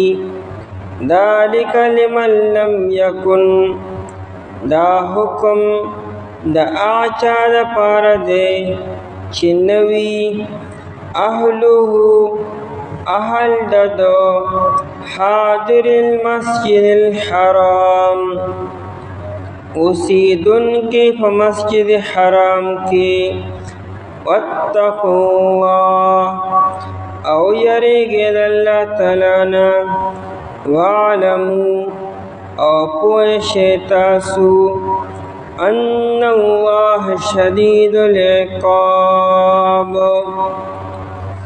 کہ بے شک اللہ تعالی سخت عذاب ورکون کے دے۔ آیت مبارکہ کے دا حج سر متعلق بعض احکامات بیانی گی کہ انسان دا عمرے دا پارے حرام تڑی یا دا حج دا پارا او بیا دی حرم شریف تا دا رسیدون مخک دسو عذر دا وجنا دیو نرسیدو او دی مجبور شو چی حرام پرانزی نو حکم دار چی دی بڑمانی قربانیوں کی قربانی و حرم شریف تولی گی چلتا قربانی وشی دی ودلت کی بیا حلق و قصر بو کی احرام بپرانزی او چکلا عذر ختم شو دی بیمار و صحت مند شو یا دشمنو او دل لار بندکڑو انی پریخودو یا بلداسی عذر خو عذر ختم شو نو اس مسئلہ دارا چی چونکہ عمرہ یکال 12 میاشتی کی گی نو دی ورڑشی عمرہ بہو کی لکہ قضا پہ لازم دا واجب دا او چونکہ حج دا حج پا ایاموں کی گی نو کدا حج ایام لا پاکی پاتی وی او دی مکی مکرمی تا رسیدی شنو لڑ بشی پدا کال باندے او حج بہو کی او کند حج رضی تیری شوی دی یا دی حج رضی تنشی رسیدی مکی مکرمی تا نو بیا آئندہ کال بحج قضا برا گردی فرمائی چی فمن کان منکم مریضن پس سوک چوی دستاسو بیمارو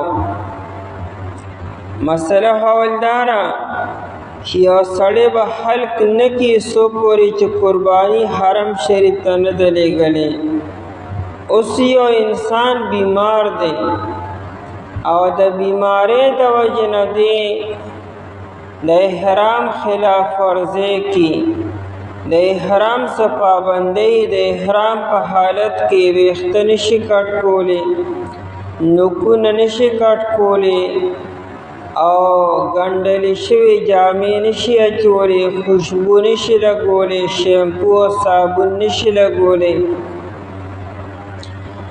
اسی او انسان بیمار شو او دا بیمارے دا وجہ ندی مجبور شو او آغا کار کولوالی چاہ پہ احرام کی من دے دائی بس صورت وی نو دی باغا آغا کار دیو کی او بیا با دائی کفارہ بور کی او دا کفاری دری خبری دی یادا چی روجی بنی سی یادا چی صدقہ بور کی او یادا چی قربانی وکی دے دروالو خبرو کی دتا اختیار دے چکم یو تا آسان یغدیو کی فمن کان پسوک چوی منکم دستا سنا مریضن بیمارو بیماری نا مرادا سی عام بیماری ندا خو چدا سی بیماری چاہا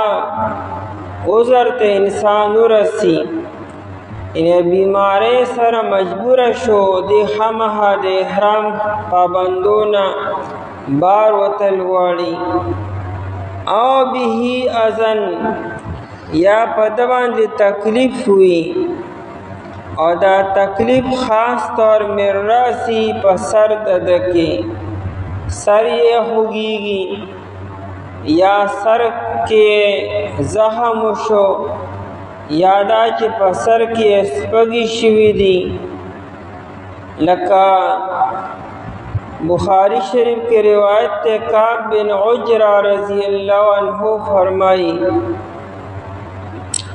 کہ دا حدیبی پا سفر کے ایمائی اوزے کی کٹوے پخولا صحابہ کرام رضی اللہ عنہم آرام کولو نو کعب بن عجرہ رضی اللہ عنہ وی کٹوے تناستو ما او دا سپگی دا ما پا سر کی شوی خسم دیر شوی او دمرا دیر شوی چی والکملو یتحافتو دا سپگی دا ما دا سر را دولی دی پا دی تندی می گرزی دی او پا دی روزو باندی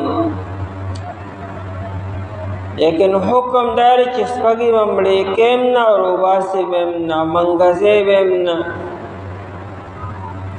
او دا سپگو دا ملکول دوائیم نشی لگولی پسر باندی نبی علیہ السلام زولی دما نماتوی ایوزی کا حوامو کا داستا پا دی سر کی چدا کم حیوانات و زناور دی نسپگی دی دا تعالی تکلیف در کی نماتی او جی تکلیف خوراتا دیر دے نو نبی علیہ السلام فرمائے فَأَحْلِقْ رَأْسَكَ ویخت چکم دنو کٹ کا حلقو کا ذکر دو سپگو دا کور رانول پکار دی چیتا ویخت دا ویخ نا کٹ کے نا دی کورون روان شو آخری با ختم شی نسپگی با ورزیگی خبیر آتاوی وَأَطْعِمْ فَرَقًا بَيْنَ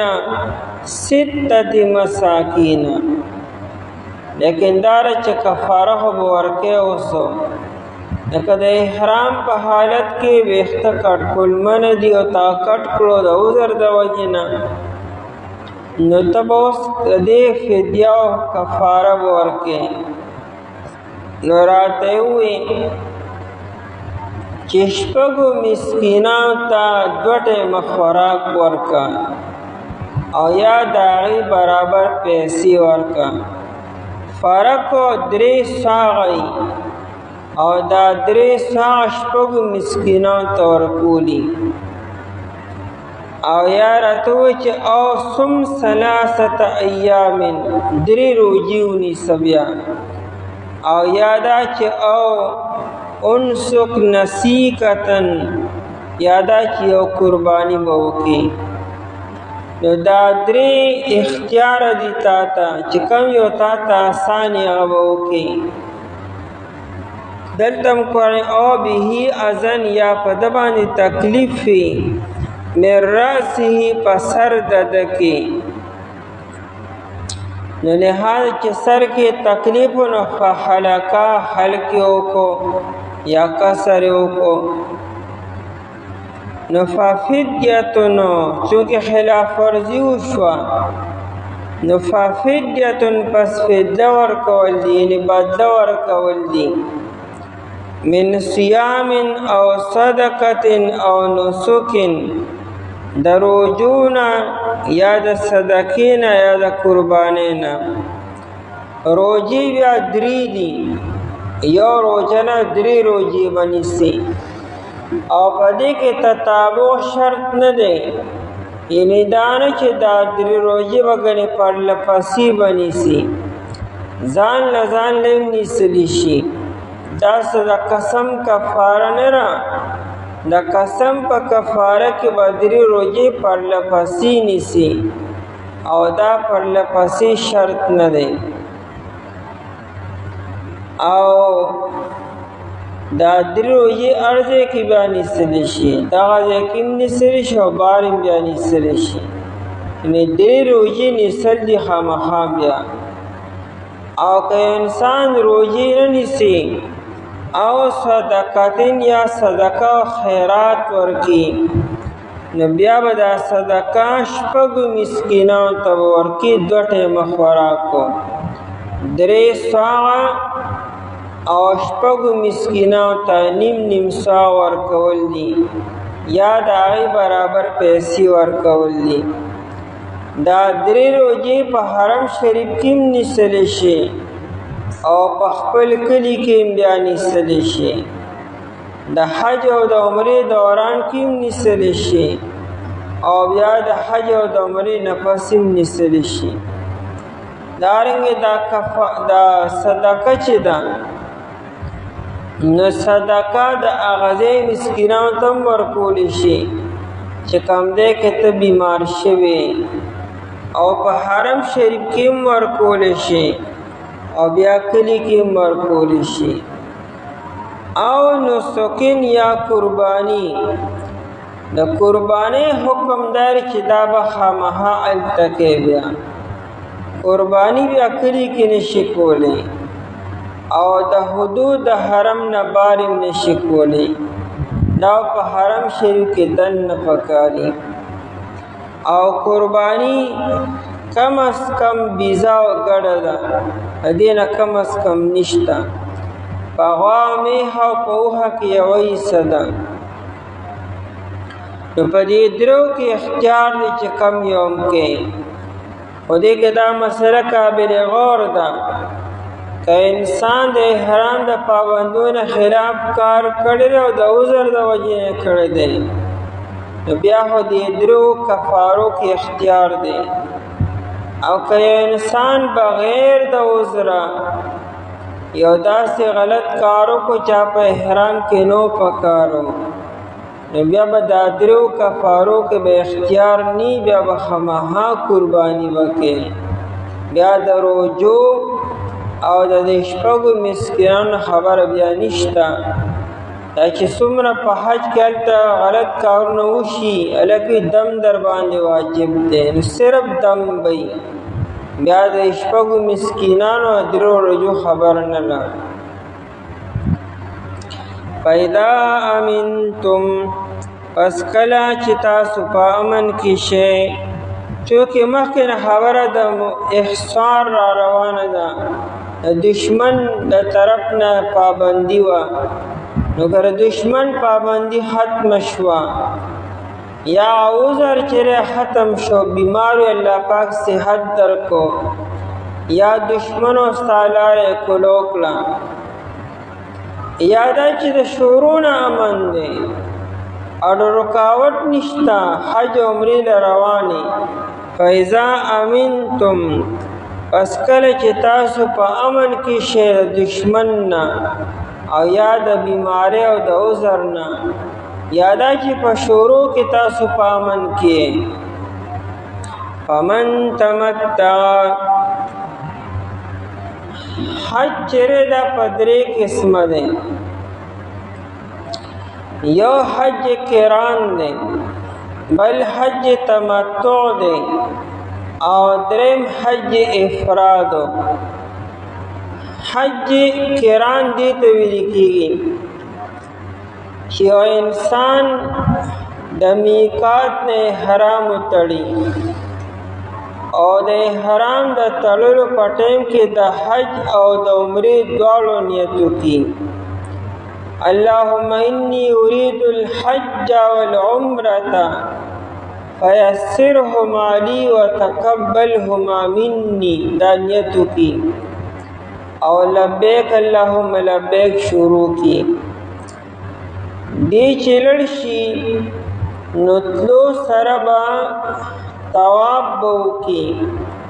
دې طواف ته طواف قدوم ویل کېږي او دا سنت دی. د طواف نه پس بیا بل طواف وکړي. دا دویم طواف د عمرې طواف دی چې کله دا واجب دی چې کله دا طواف وکړي دین پس به د صفا مروه منځ کې به سعی وکړي دا واجب دی. د سعی نه پس به حلق او کسر به نه کړي، ویښته به نه کټ کړي او نه به واړه کړي. بدین په بدی د احرام کې اوسیږي با نفلی عبادات بکی منځونه بکی احرام به نه پرانځي او نه به د احرام خلاف ورزي بکی که حج ته یو ورځ پاتې را که لس ورځې او که شل ورځې پاتې د احرام کې به اوسیږي او بیا چې کله خلک په اتم تاریخ باندې په اتمه ذوالحجې احرامونه تړي دغه مخکې نه احرام تړلی دی نو خلک به احرام وتړي او دغه مخکې نه احرام دی نو دی به روان شي او ځي به مینا ته به ځي او بیا مینا نه پس بیا عرفات میدان ته بیا مزدلفې ته او بیا مینا ته راتلل دي غټ شیطان وشتل دی او بیا قربانی کول دی بیا حلق او قصر به وکړي او بیا به طواف زیارت وکړي دې ته حج قران ویل کېږي او دا ګران حج دی نبی علیہ الصلوۃ والسلام په خپل حج قران کړی دی تقریبا د 24 صحابه کرام رضی الله تعالی عنهم نه دا خبره منقول ده چې نبی علیہ الصلوۃ والسلام حج قران کړی دی او دا ګران حج دی او زمونږ د امام ابو حنیفه رحمت الله علیه په نسبت باندې افضل حج دا حج قران دی خو مشکل دی د دې حج نه پس قربانی بیا واجبېږي انسان دایت دم شکر ویل کېږي ځکه تا په یو سفر کې دوا د اسلام ارکان ادا کړو چې حج او عمره تا باندې الله تعالی شکر ادا کول پکار دی ته بیا قربانی وکړي ایته دم شکر ویل کېږي دیم حج تمتع دی حج تمتع دی ته وی چې انسان د میقات نه حرام تړي او په حرام تړلو کې نیت صرف د عمرې وکړي او دې لړ شي او بیا طواف وکړي د عمرې بیا سعی وکړي د صفا مروه منځ کې او بیا حلق یا قصر وکړي احرام پرانځي بیا تک عام لباس کې اوسېږي او کله چې خلک په اتم تاریخ باندې حج د پر احرام تړي دی به ملته کې احرام تړي بیا په مکه مکرمه کې او دا د عمرې او د حج منځ کې چې څومره ورځې دي دې کې دی آزاد اوسېږي هر څه کولی شي وګوره کور ته به نه راځي هلته به اوسېږي او بیا چې کله اتم تاریخ خلک احرام تړي د حج دپاره دی به احرام وتړي او د حج ارکان به ادا کړي دا حج تمتع دی تمتع معنی فایده اخیستلو فایده اوچتولو دم د سفر نه فایده اوچته کړه په یو سفر کې د اسلام دو ارکان ادا کړو دا دویم نمبر حج دی او په دې کې قربانی په د باندې واجبېږي ته د شکر ویل کېږي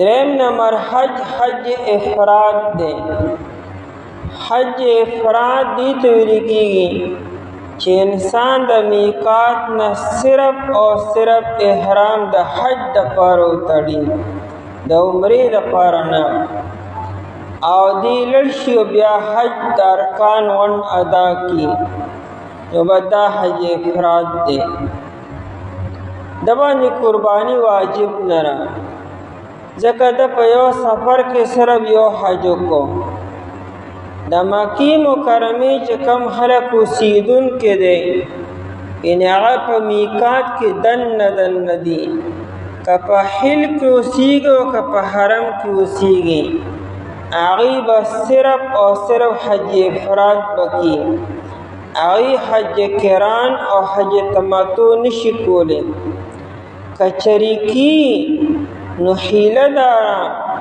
چې هغوی به د میقات نه بار وځي ځي و مدینې منورې ته او یا عراق ته به ځي یا دا چې جدې ته ورځي جده خیر میقات کې دننه ده هلته ریاض ته به ځي هلته نه بیا احرام تړي راځي نو حج کران یا حج تمتع کولی شي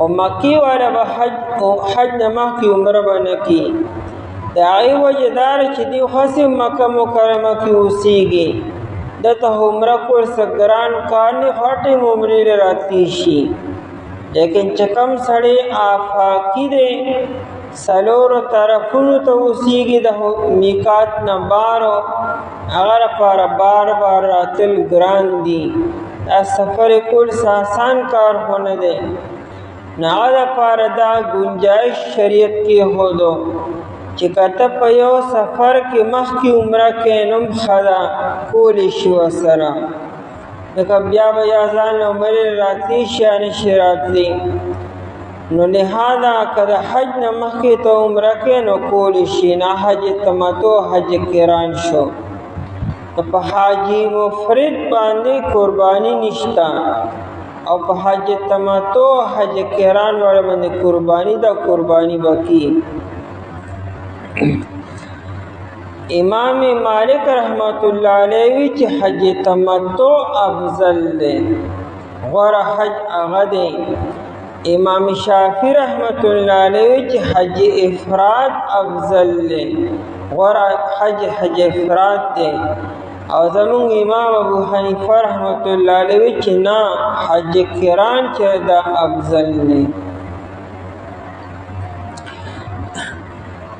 مونږه درې واړه کولی شو یعنی څلورو طرفونو ته چې کوم خلک اوسېږي آفاقي ورته ویل کېږي هغې حج افراد هم کولی شي حج کران هم کولی شي حج تمتع هم کولی شي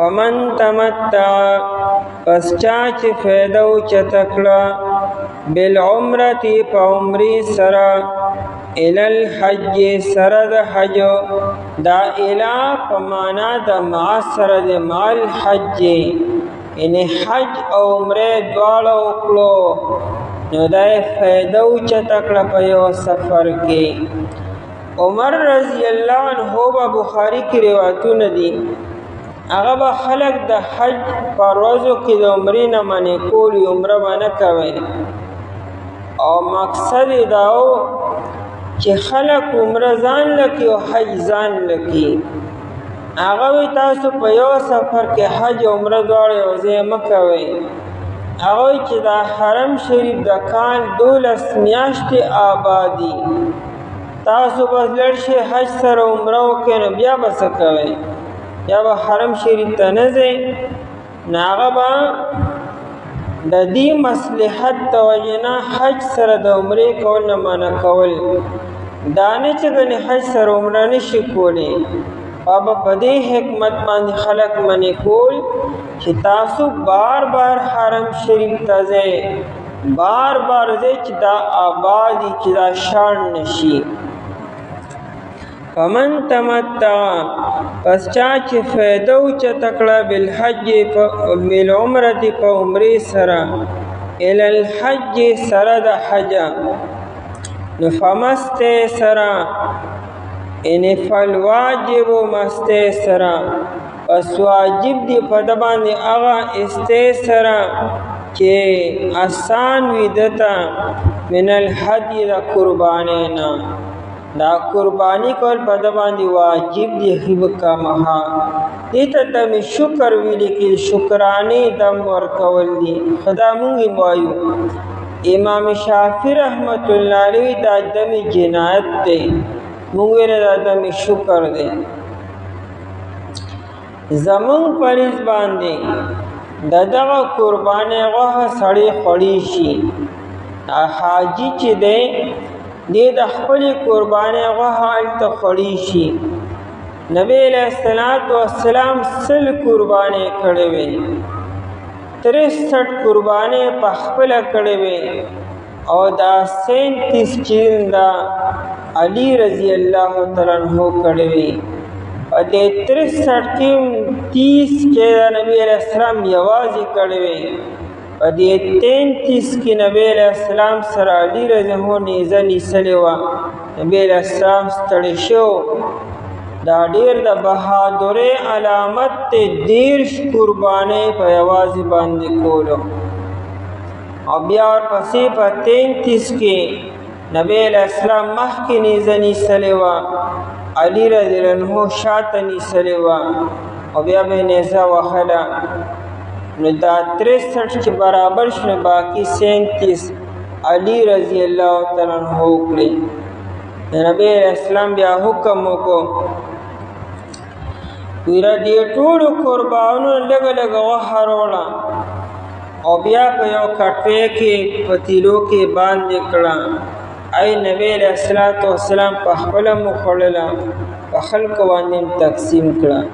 دا دلیل دی چې دا قربانۍ غوښه په خپله خوړی شي.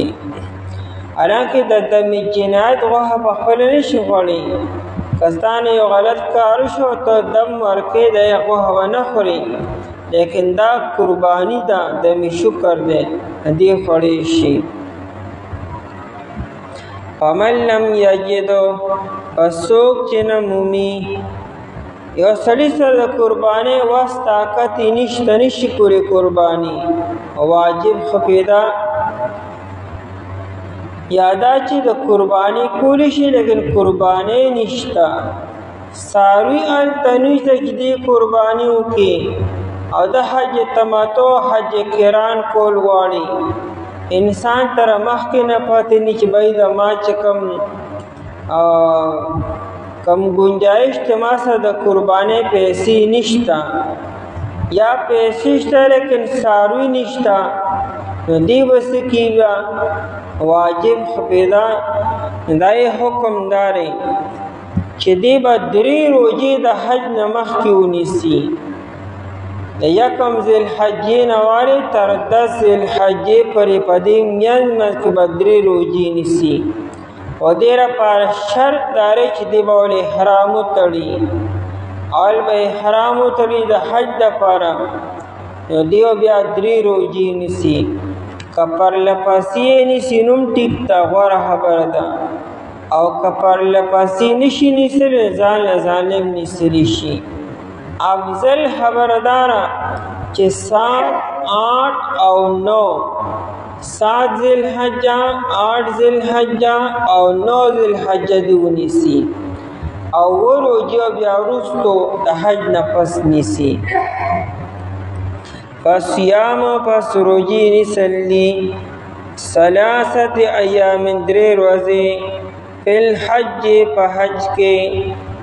په حج کې نو مراد دی فی حالت احرامه، د احرام په حالت کې به کې، یعنی احرام نه بغیر هم نشي کولی. د 1 ذوالحجې نه مخکې به هم نه نیسي، د ذوالحجې میاشت چې راوخېږي هغې به یې نیسي. وسبعة او وروجې دي اذا رجعتم کله چې تاسو واپس شئ. کله چې تاسو واپس شئ دوه مطلب دي. یو دا چې تاسو د مینا نه واپس شئ مکې مکرمې ته لاړ شئ، لکه د حج نه بعد چې کوم 3 ورځې دا خو انسان مینا کې تیري، چې کله ته نه فارغ شي شیطانان وولي بیا به ځې مکې مکرمې ته، هلته مکه مکرمه کې ونیسئ. په دغه 3 ورځو کې به تاسو روجې نه نیسئ. د حج د اختر چې کومې ورځې دي هغې ته ایام تشریق هم وي، لیکن روجې نیسل نه نبی علیہ السلام منع کړې ده. عبدالله بن حذافه رضی الله عنه فرمایي چې نبی علیہ السلام دې ولیږو چې لاړ شه او خلکو ته اعلان وکړه چې په دې ورځو کې به روجې نه نیسئ، لکه دا ورځ د خوراک او د څښاک او د الله تعالی د ذکر او اذکار دي. یا د رجعتم بله معنا دا چې کله تاسو د حج د احکامو نه فارغ شئ.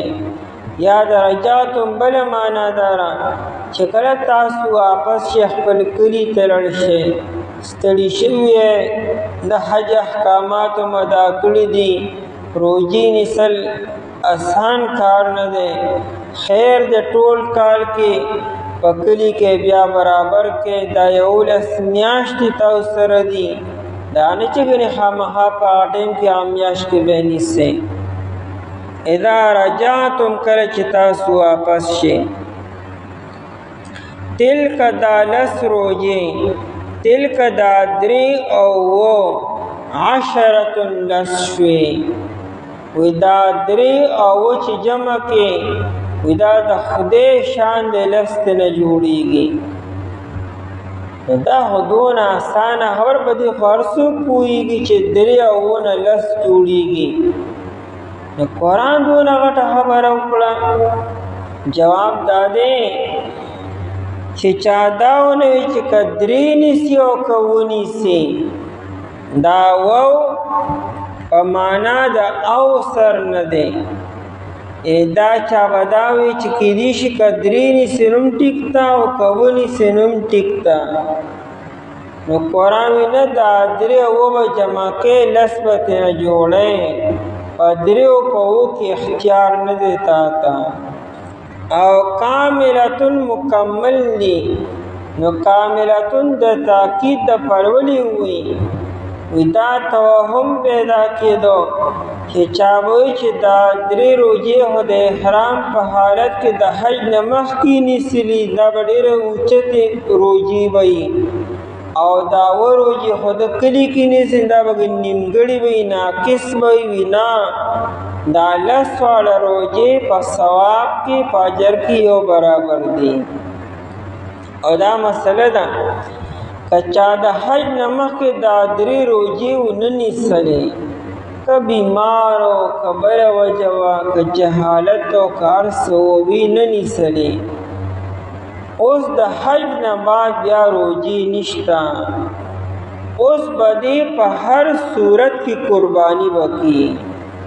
که قرباني فوراً کولی شي نو ټیک ده، او کنی تر آینده کال پر به قربانی خامخا کی او لیگی به الته کې حرم شریف تا.